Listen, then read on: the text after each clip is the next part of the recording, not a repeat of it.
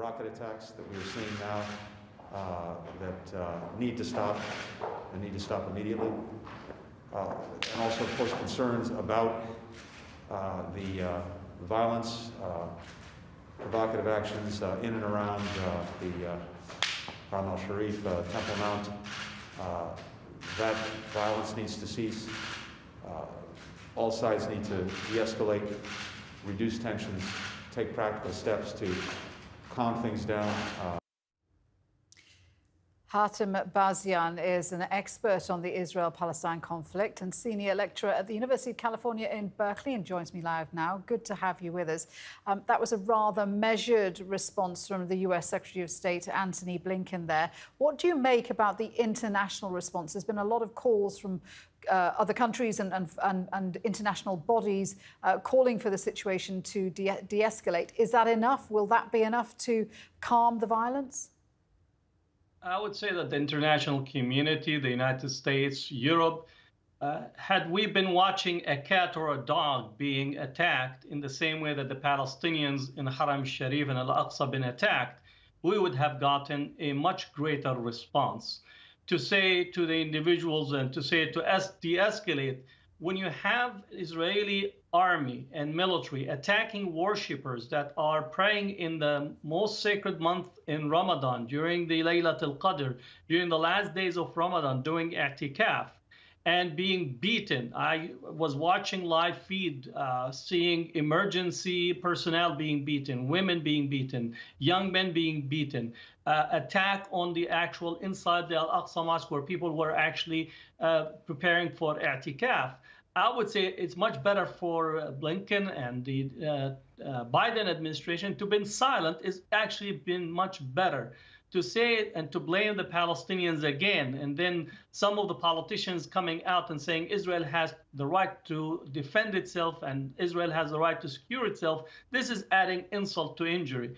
This is an assault on a sacred site. This is in violation of international law. This is a violation of even Resolution 181, which is that Jerusalem is an international separate body.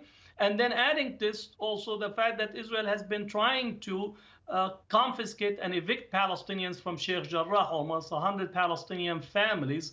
And it's only because Palestinians protested, and some of the Palestinians, as well as their allies, including Turkey, Pakistan, and other countries that have mobilized, that we actually got that the Israeli Supreme Court have delayed the decision for 30 days. So what we're dealing, again, is an open assault, and the silence of the international community is deafening. If not, there I would say co-participants, because they do provide Israel with the arms, they do provide Israel with diplomatic protection, and I wouldn't be surprised that the United States will cast another veto to protect Israel in the Security Council. So what we're dealing here is what I call international legalism that permits Israel to continue to use violence unrestrained on the Palestinians.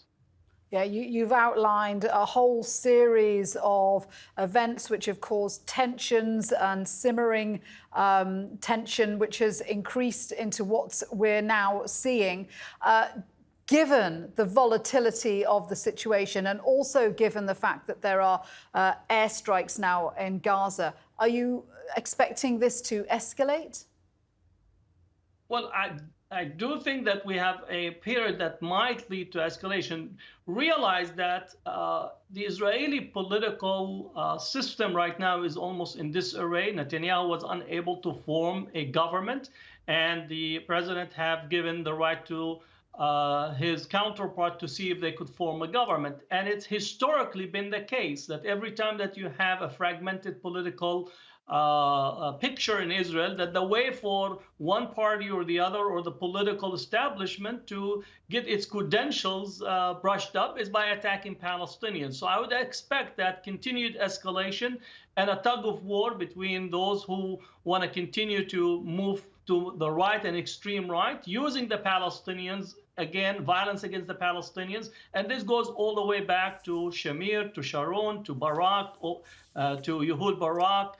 So this is a normative process, and I would expect that this escalation might continue, especially that we have a segment of the extreme right wing in Israel, those who are supporters of the Kahanist movement, already have one seat in the Knesset.